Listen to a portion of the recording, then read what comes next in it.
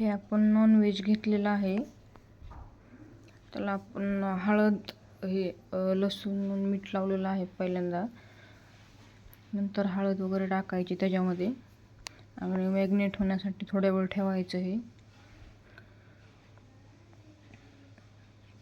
Mix करून घ्यायची हळद त्याच्यामध्ये.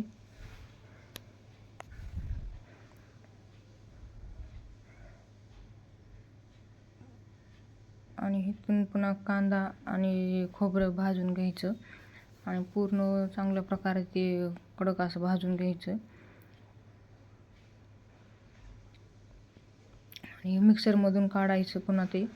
आणि नंतर साधी मिठाची फोडणी द्यायची नॉनव्हेजला. त्याच्यामध्ये खोबरं वगैरे टाकलं आहे तेलामध्ये. आणि नंतर ते मॅग्नेट केलेलं नॉनव्हेज टाकायचं त्याच्यामध्ये. थोडंसं परतू द्यायचं आणि गरम पाणी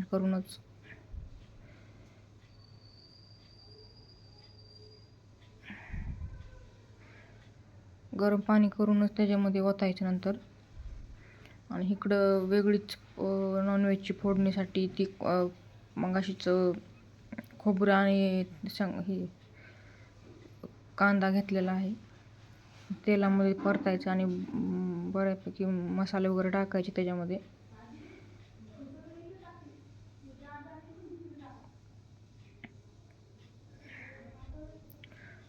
तर ती नॉनव्हेज मसालेच टाकल्यानंतर नॉनव्हेज नंतर वरून टाकायचं.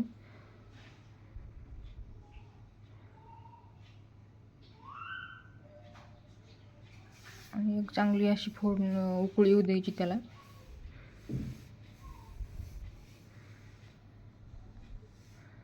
आता चांगलं बऱ्यापैकी थोडंसं तेल टाकतं, पण आपण रेसिपी वेगळ्या पद्धतीने केल्यामुळे खूप सारं तेल हे केलेलं